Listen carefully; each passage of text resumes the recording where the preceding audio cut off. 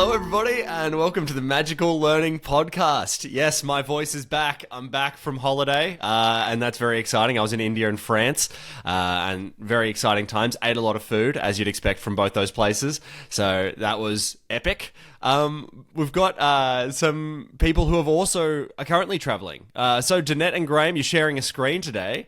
I might start with you, Danette. Where are you recording from?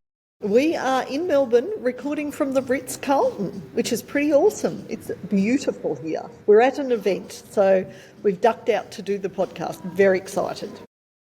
Well, thank you for your commitment to the podcast. Very exciting, and I'm glad that we've finally committed to recording at least some of our podcasts from the Ritz-Carlton. You know, it's been a goal, I think, but I'm glad we finally got there. Graham, you're on the podcast. How are you going this week? I'm good, Jess. Thanks. Missed out on the opportunity to say that we're also coming to you from another country because there's no Ritz-Carlton hotel in West Wyalong. So maybe next time. Who knows? We've got to hit every Ritz. We've got to record a Magical Learning Podcast from every Ritz. We've always said it's our goal, and we'll finally get there. West Wyalong, let's get those business plans happening. And returning guest, our most returning guest across the Magical Learning Podcast and Adapt Podcast, Colin Elis. How are you going this week? Really good, Jez. Thank you. Maybe next time I can be in the original Ritz in the UK when we record it. I just feeling left out, you know, because I'm in a room with a green screen. It just doesn't feel right that I'm not at the Ritz. Yeah. That sounds absolutely great. Colin, I think if you can organise that, I feel like we'd really be sort of avoiding any potential of a toxic work culture, which we'll get into very shortly. And that's what you're here to talk about today. People would have seen the title of the podcast. But this is to do with your new book, Detox Your Culture, which... if we will get the people to look on the screen, if you're watching this on YouTube or Spotify, you can see we've got a copy here at the Ritz-Carlton. So, Colin, before we get into today's conversation, do you want to tell us a little bit about that book? So I wrote it, Jez, as a reaction to the number of toxic culture stories in the media. Just after 2019, I'd published Culture Fix, which I've talked about on the show before, which really sets out kind of how to build a culture. But I noticed that the media were taking more and more interest into toxic cultures. And I think there's this sense that, well, it's inevitable. It's just going to happen at some stage. And I really wanted to write the book to not only bring to life some of the case studies around toxic culture, but also what organizations, managers, employees can do to actually avoid falling into the same trap. Because every time you read a toxic culture story, you're like, I feel like I've read this somewhere before. And it's largely the same mistakes over again. So I just wanted to, again, as part of and this is kind of when I think about all the culture books that I've written, it was the one gap. It was like, okay, well, how do we, because culture's the, like the number one determinant of success is how do we make sure it doesn't go bad? Great. Well, I'm so glad we've got you on to chat about this book. And actually the topic is not exactly detox your culture, but we're actually talking specifically about how do organizations avoid a toxic work culture. So I guess before we jump into the questions, and Danette's got some good questions to really lay out what this topic is sort of about, but just briefly, Colin, why did you choose this topic? So I'd read a particular story about a toxic culture in the UK, Jez, that was pretty horrific. And I have to say that writing the book was a pretty dispiriting exercise. Like normally I absolutely love writing, but some of the case studies that I read were absolutely horrific. So I'll share with you the particular case study that really prompted me to write the book was around the Metropolitan Police in London, who've had a toxic culture, it feels like, for about 12 years. And so some of the things that came out of that were pretty horrific. And I just thought, someone's got to write about this. Somebody's got to kind of point out where these organizations go wrong, but someone's got to provide leaders, managers with a bit of a blueprint to say, hey, listen, if you follow this blueprint, you'll never have to be in the position that the Met Police, the leaders, and the people on the receiving end of the toxic culture. So that was the first one. The other one was somebody had committed suicide, at an organization in Australia, and that was and it was all work stress related. So that was my real motivation for writing it. Well, what a great conversation. And I think that speaking of just, how these things can affect people's mental health, as you were touching on at the end there, it's such an important conversation that's happening more and more. So I think, without further ado, I think we've got to dive into it. Thanks for teeing that up, Colin. I'll start with Danette here. Danette, you've got, as always, 2 questions. So lay them on us and tell us why you chose them. So I'll start with the first one. And I just reckon some people will just ask, what makes a toxic culture? So I just figured we'd start with that question. Yeah, it's a good question. So toxic cultures arise when senior leaders permit employees to behave or perform poorly over a period of time. Toxic cultures are never, ever a surprise. You might have one particular individual that behaves unethically. So a great example of that would be Nick Leeson of Barings Bank, which is about 15, 20 years ago now. And that was one person that behaved unethically for his own goal. But the culture wasn't toxic, just that one person was. Whereas cultures being toxic is where senior leaders walk past or choose not to address poor behaviours from others or poor performance from others. So that's the real definition of toxic. And so then my question actually comes to the bit about leaders. So what roles do leaders play in actually creating culture, whether it's positive or toxic? Yeah, so leaders have a responsibility. In fact, what the research says is that 76% of employees actually see leaders as being responsible for culture.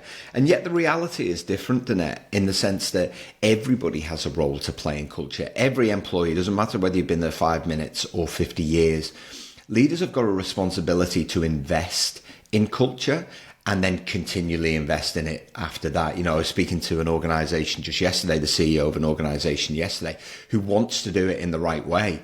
And he said, so what does the program look like? I was like, well, it's not really a program. It's a continual investment. I was like, we'll do a piece of work at the start to really establish the foundations.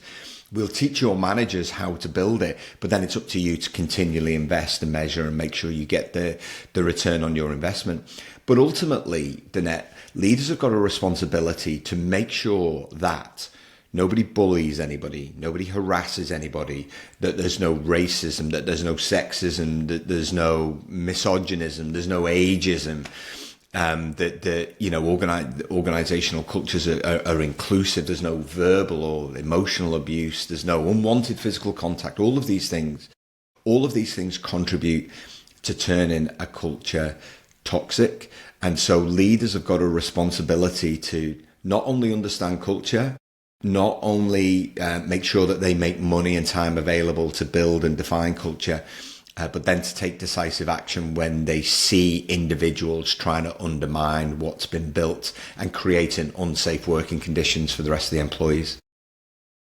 So I've actually got another question now, because it's actually raised something in me, particularly because what I see in a lot of organisations is leaders will get excited about something at the start, but that whole continual commitment, I suspect, is something that a lot of organisations potentially have challenge with, because there's more shiny new things that they might want to focus on. So how do we make sure that leaders keep that continual commitment to it?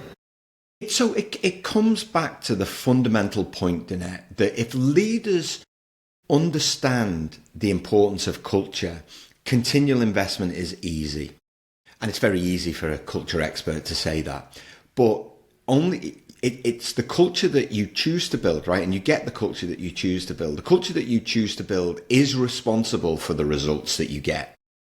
So if you don't choose to build the culture, then you're going to have mediocre results. If you actually put time, thought, and effort into building a culture and give managers agency over how do we build it in line with values, it's the foundation for all results. All results. If you want an organization that's high performing, if you want an organization hits deadlines, if you want an organization that hits targets, you have to put time, thought, effort, and money into building the culture, because the culture is the machine that pumps out the results.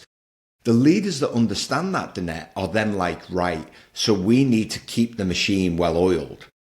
And well-oiled is every time we redefine the strategy, usually every 3 years, we need to redefine the culture because the culture needs to change to deliver the strategy. We need to make sure that new managers have the skills to be able to build vibrant culture and they understand the kind of person that they need to be in 2024 and beyond. And we need to bring the organization together socially such that we're creating these bonds, we're creating empathy, we're creating camaraderie, the outputs of which are collaboration, good behavior, the outputs of which are results. So I think it comes back to that point, is when leaders understand the importance of culture, it makes the evolution and the investment in it really, really easy. Thank you so much. That was a great answer. Thanks, Colin. Yeah, thanks for that. Great questions there, Danette. Now I'm going to throw over to Graham. So, Graham, what was your question, and tell us a bit about why you chose it? I've been unduly influenced by Danette, so I've actually ended up with 2 questions, Colin. I do apologise, but it's Fine, Graham. It's part of the culture. We're here at the Ritz-Carlton in Melbourne. How many plugs do we have to give them before we get free dinner? I don't know. Yeah, exactly right. I'm just thinking that as well. Oh, welcome to a night's stay. Oh, great. We'll keep talking about the Ritz. So my questions were firstly around, so in your experience, who typically does choose what constitutes toxic behaviour? Because when we talk about toxic culture, I mean, we're really talking about unacceptable behaviour. There's been a tendency to label people as toxic and, well, I can't work with that person because he or she's toxic. And it's typically not the person at all, it's just their behaviour for whatever reason. So I guess the first part of the question was who typically gets to decide that behaviour is toxic or unacceptable? And then based on that, so is it the leaders that are setting the bar in the context of acceptable behaviour, or does it often come from people lower down? And depending on that, how, in your experience, how does that then impact how quickly that sort of behaviour is addressed? So if it's a leader identifying it, do things happen much faster than they often do if it's somebody on the front line who is naming the behaviour? Did that sort of make sense? Because it makes perfect sense. And then towards the end, I think it started sounding like Latin. No, I got it. One of the things I talk about in the book, Graham, is just because somebody says a culture's toxic doesn't necessarily make it toxic. One of the case studies I used was there's a TV show in the UK called This Morning, and one of the presenters was labelled as a toxic individual. Basically, he had an affair with a member of staff. It was all very above board. He just kept it secret and he'd lied to a few people, and people were very understandably very hurt and very put out. And then a couple of people said, oh, the culture's toxic. And it wasn't. But they did an investigation, which is what you should always do, to establish that it wasn't. So who decides is it's kind of up for debate, really, in the sense that I might think it's what's toxic for me, you might find really motivating. And so it's important that we're really, really clear on what constitutes toxic behavior. And you're absolutely right. It's largely behavioral.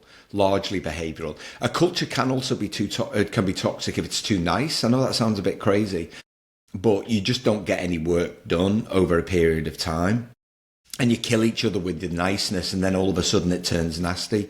But different employees can feel different things at different times. And what you want is to create an environment where it's okay for them to raise their concerns, to give them a sounding board. And so this is generally where people and culture departments come in. Although one of the things I found doing the research is often they're not that flash, or they fear for their own jobs by actually giving oxygen to some of these allegations, which is why, a lot of organizations, bigger organizations have kind of whistleblowing avenues that people can go down now that are anonymous. Fundamentally, though, it's leaders that set the tone for the culture. So you're looking, I worked with a leadership team recently, and it's like, you've got to change your behavior so it's fit for 2024, 25, 26 and beyond. The world is changing rapidly. Not just technology. Obviously, there's a lot of divisiveness around politics. There's a lot of global conflicts, so leaders have to be educated, but they also have to be the kind of people that other people can look up to and say they're the role models for culture. And then depending how quickly it's addressed will depend whether it gets better or worse. So the genesis for a toxic culture is what I would call a combatant culture. Now, combatant cultures, we've all worked in combatant cultures. Everything's a fight. Everything's a bit of a battle. There's a lot of anxiety. There's a lot of stress. But the behavior isn't that bad. Listen, it's not great because it just feels like this. And we use words like, oh, we're butting heads and stuff like that. That's not great. But if you stay there too long, then it becomes corrosive. And corrosive is when you get shouting, aggressive profanities. It's when you get like malicious gossip. And at that point, it starts to turn. But at that stage, you've got a choice. So if leaders stamp on that quickly, recognize they need to do something different, then you can flip out of the toxic culture back to combatant, to vibrant. The next stage, though, is harmful. And so that's, physical, verbal abuse, emotional cruelty, fraud, all of this kind of stuff, lies, cover-ups, all that stuff. And at that point, it's almost impossible to come back from without removing a layer of senior leaders. Just very, very quick, I've been talking a long time here. So a great example I saw myself in action, and this is my last job in the UK in 2007, is somebody punched somebody in the face in the office. Tension had been building for a while, so it'd been combatant. These two guys just didn't get on. So this guy punched this other guy in the face, right? And you never forget the sound of that in the office. It's terrible. It's an awful thing to happen. He was put on gardening leave immediately. He was marched out of the office immediately by his manager. He was put on gardening leave. He was fired the next day. And that's how you deal with that kind of behavior. Had they just let that drift, which most organizations do, had it just let it drift, then it just would have infected the culture for years to come. Sorry, we're just having, Colin, thank you so much for your response. Very detailed, really appreciate it. We're just having some challenges in managing the mute, unmute. One taps unmute, the other one taps almost immediately at the same time and remutes. It's a cultural thing that we're working on. I was almost going to ask whether the example you shared right at the end about somebody punching a colleague at work may have actually involved certain British television presenters in a particular motor sport field, for argument's sake. But I didn't want to ask that question.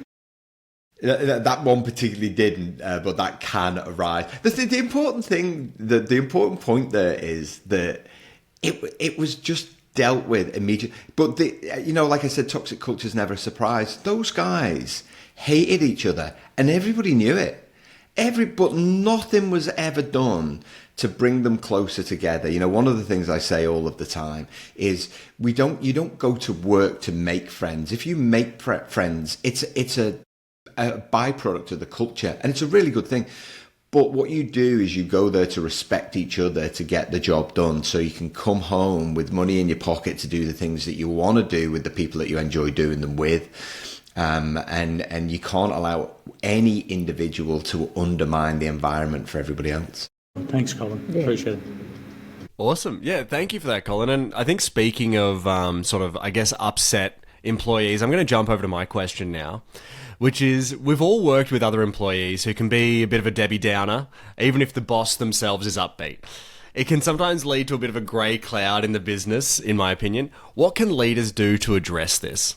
So what they fail to do time and time again, Jez, is to actually define the culture up front. And by that, I mean, let's connect people as human beings. Let's generate some empathy. This is who I am. This is how I like to be communicated to. These are my preferences, and so on and so forth. You generate that understanding. That's not to say that everybody gets conditions just for them. That's selfishness. We don't really want that.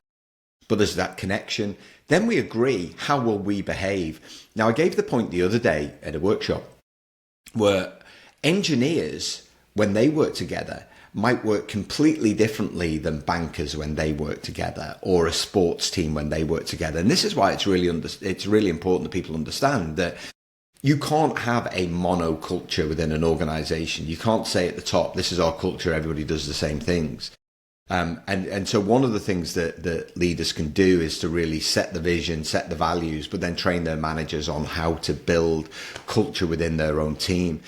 And when you do that, what it does is it generates agency, Jez. And it generates a sense of belonging. Also, what it should do is spark intrinsic motivation. Funny you mentioned Debbie Downer. For those of you who don't know, Debbie Downer is a skit from Saturday Night Live in the 1990s, and it's Rachel Dratch is the comedian that plays it. Absolutely brilliant. And I often play it at culture workshops to demonstrate how one person can take the wind out of everybody's sails. But if you give people agency over their culture, it generates intrinsic motivation, and people care. They're like, this is our culture. We want to make sure that we can uphold it. It's our responsibility. But when you do get one Debbie Downer, it's the team that holds that individual to account. I just want to make the point as well that Debbie Downer can be any gender. It's not just because it's the name Debbie. It can be any gender of person. But it's the team that holds them to account when the team have been involved in actually defining the culture. One of my proudest moments as a manager was when I found out about something that happened within my team, probably about 4 weeks after it happened. I found out quite by chance. And I said to my assistant, I was like, what happened? She was like, you don't need to know. All you need to know is it got sorted out. I'm like, this is great. It's really great when that happens. So I think that leaders, what they can do to address it is firstly to be empathetic. Is everything okay? What can I do to help? Leaders' principal job is to inspire and motivate. That's their job. And I think that often gets lost, mainly because we hire people based on technical expertise rather than people leadership skills. And then when we do hire, when we do give them those jobs, we don't then teach them how to be managers. So leaders, they role model, they set the tone, but also they're responsible for generating intrinsic motivation, or at least instilling it into the team. Well, yeah, thanks you for sharing that, Colin, and I'm glad we could share a love of the 1990s SNL skit, Debbie Downer. So good, yeah. I'll link that in the description, so if people want to watch that, you can check that out, yeah. Well, let's mix it up a little bit. Let's go over to Marg's question here, which is, what are some tools that a workplace or company can use to have a culture refresh? Very few organizations actually need cultural transformation. I hear this a lot. You generally need cultural transformation when your strategy is quite different from the one you had previously, or you've got a toxic culture, in which case you need to do a complete transformation, which means removing the people that presided over the toxic culture as well. A refresh is something that organizations should do pretty much every year, or at least every strategy cycle. And so they should be looking at the core values. So without turning this into an MBA course, the first thing that leaders do is set a vision. Off the back of the vision, they set a strategy. The strategy informs the goals. They come up with an operating model to deliver the goals. And then it's about defining the culture to deliver those goals, right? And so every year there should be a refresh. This is often when people aren't where they need to be in terms of targets. They'll bring the team together, they'll have a bit of an offsite, and then they waste that opportunity by not refreshing the culture. And so that involves having a look at your values. Are they still fit for purpose? Acknowledging everything that you do well right now. And I mean in terms of how do we behave that's good? How do we work together and collaborate that's good? And it has to be good for the team, not just for the individual. And how are we making time for creative thinking? Those are the kind of things we want to capture. And then on the flip side of that, what do we need to improve? And the thing is when you do that kind of refresh, there has to be immediate accountability. Too many of these offsites refreshes, they're quite gimmicky. It's like there's a theme, or, we're going to do this. And it's kind of not wrong, but it is if it doesn't contain any accountability. And whilst it's good to mix as a team, it's even better if you can mix as a team and then immediately do some things differently. So it really needs to center around, what's the team vision? Is it aspirational enough? Do the values still hold true? Are they emotional principles that we feel that we can practice? How do we leverage what we do well right now? And what are we going to do differently in terms of how we behave, how we collaborate, how we innovate to give us a different outcome following the refresh workshop? Yeah, very great insights here, Colin. So good to chat to you again and really refresh what culture means and how it ties into everything. I think it's so interesting. Let's jump into Allegra's question here, which is, I would like to hear a couple of examples of really bad culture. What have you seen in terms of bad culture? God, where do I start? Let's start with a couple of Aussie examples for the benefit of the legal angle. Some of these are allegations. I just want to make that point. There have been toxic culture allegations surround. It's very important that you use that word when you're writing a book on toxic culture. There have been toxic culture allegations around Country Road Retail Group in Australia. Nine News was in the news recently. One employee called it Punishment Island.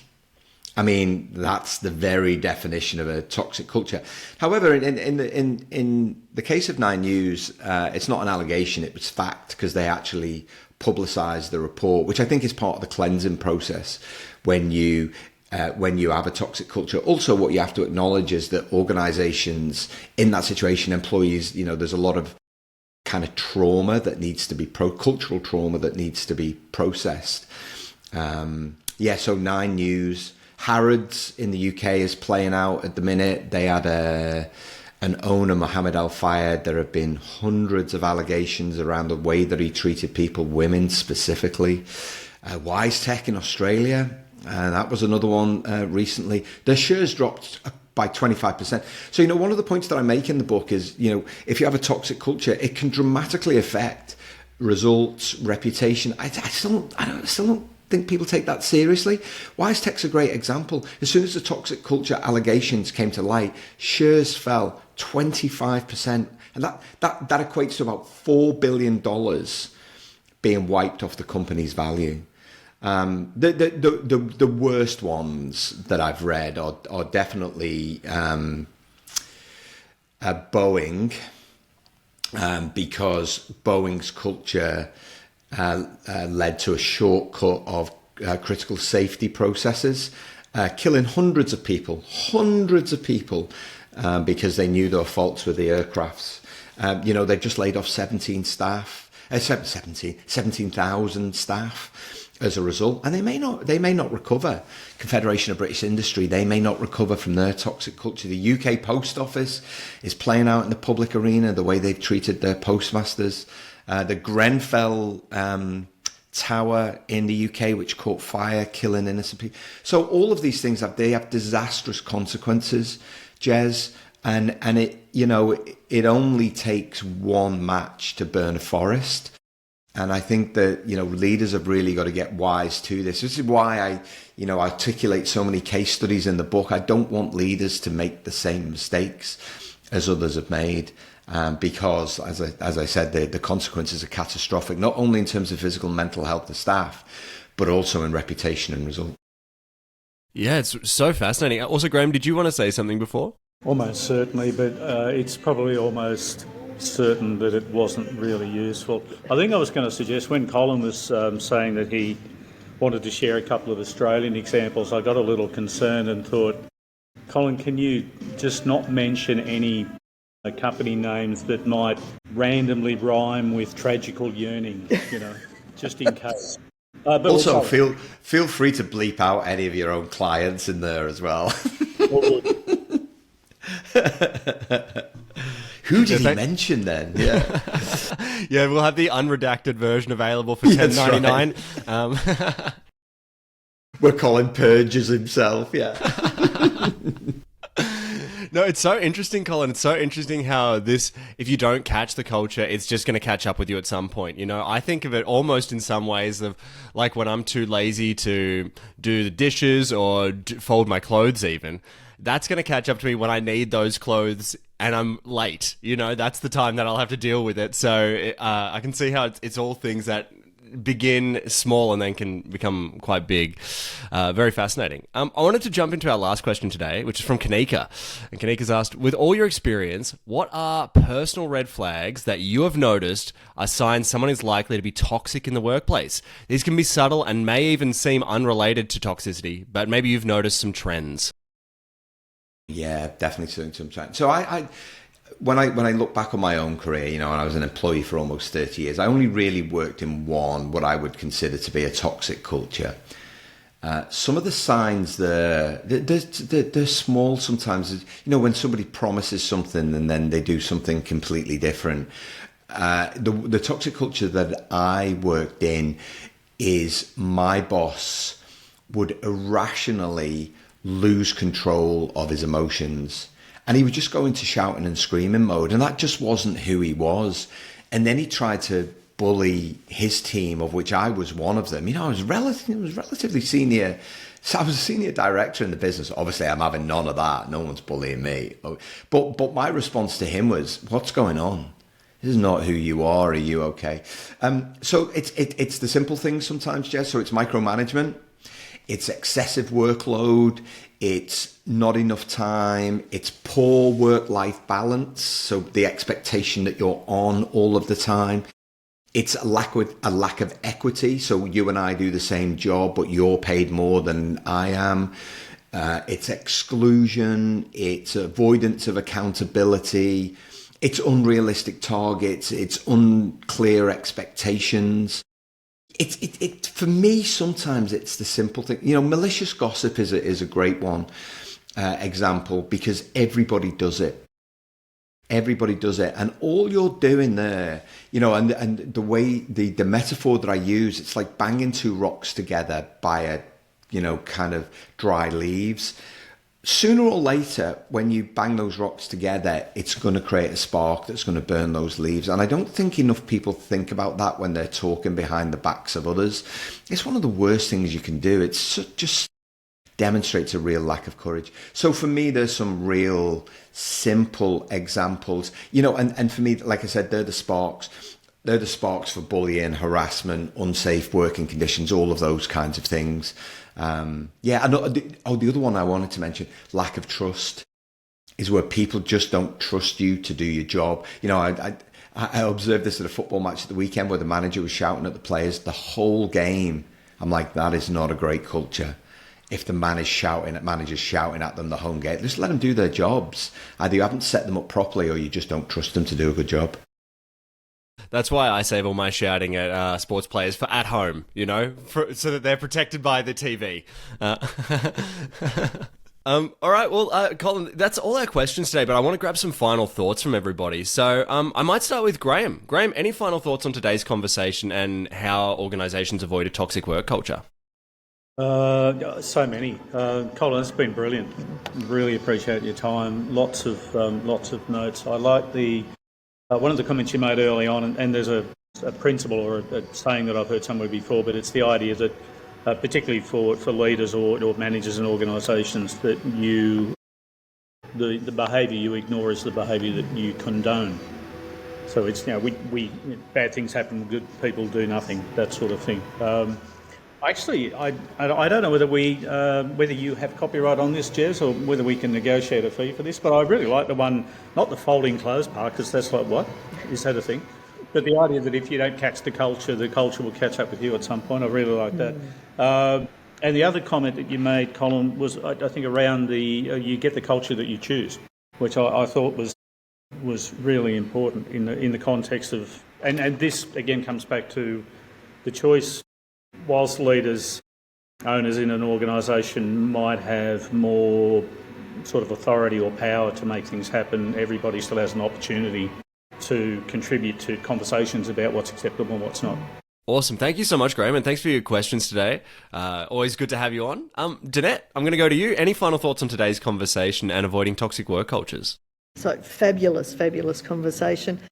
I love the thing about the cost. So I think, a lot of leaders get really focused on results. And when they start to think about, well, what is the cost if it impacts our reputation, our results, people's physical and mental health and things like that, I think that's really important. And I really liked your point around the refreshing of culture. So if we're updating our strategies, that we also then need to think about, does the old culture work with where we're headed next? And but it is leaders' responsibility to sort of role model and that, but each of us has a role no matter where we are in creating those beautiful cultures. So a fabulous conversation. Loving the book, just holding up the video. Definitely encourage every organisation, in fact every individual should read this book. Fantastic. And thank you so much, Jeanette, for your questions as well and insights. And I just wanted to say, for me, a big takeaway was just two words. One was respect. And it just seems like you have enough of that going around. It seems like it is pretty good. And empathy as well for people that are struggling. So I think that those are some really good takeaways there. Colin, did you have any final thoughts on this topic before we end? Yeah, I just want to reiterate the point, and Graham alluded to it there, is you do get the culture that you choose to build. I'd love to confidently say, Jez, that we're starting to see a real shift now with leaders starting to think about culture. Honestly, I don't really see it, which is why we continue to see these stories in the media time and time again. Toxic culture doesn't have to be inevitable. Leaders need to invest the time, money, effort into building the kind of culture that not only respects the humans that work for it, but it will also generate the results that they're looking for and maintain their reputation such that they become a magnet for other employees who can help them to maintain their position in whatever market they choose to be in. So yeah, that was just my final thought. Fantastic. Well, like I said, Colin, it's always good to have you on. This is the fourth time you're on a Magical Learning or Adapt podcast, so it's always a pleasure. Thank you. That's all right. Now, is that like a platinum membership? Like, do I get like special? Is there a lounge that I can go? It's the Ritz-Carlton, isn't it? It's a Ritz-Carlton night at the Ritz. Yeah, you get to have two of our hosts record from the Ritz. That's your right. benefit Okay, there. yeah. It doesn't sound like much of a perk for me, but as long as they're happy, that's the main thing. Next one we do, you're in the London one, Colin. Done. Yeah. Colin, it's been great to have you. I wanted to see if there was any place that people wanted to reach out to you. Where's the best places for them to do that? And where's the best place for them to pick up Detox Your Culture, your new book? Detox Your Culture is available on Amazon. It's released on December the 4th in Australia.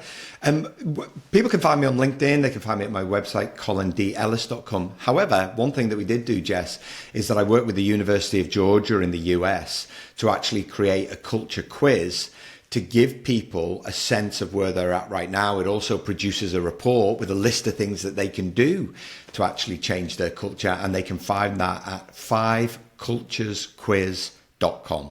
Fantastic. Well, next time, hopefully we'll all be in the Ritz and we can enjoy the great culture there. Jeanette and Graham, thank you so much for being great on this podcast. Always good to see you. Colin, thank you again. We'll have to have you on another time so you can continue your hot streak of being our most recorded guest.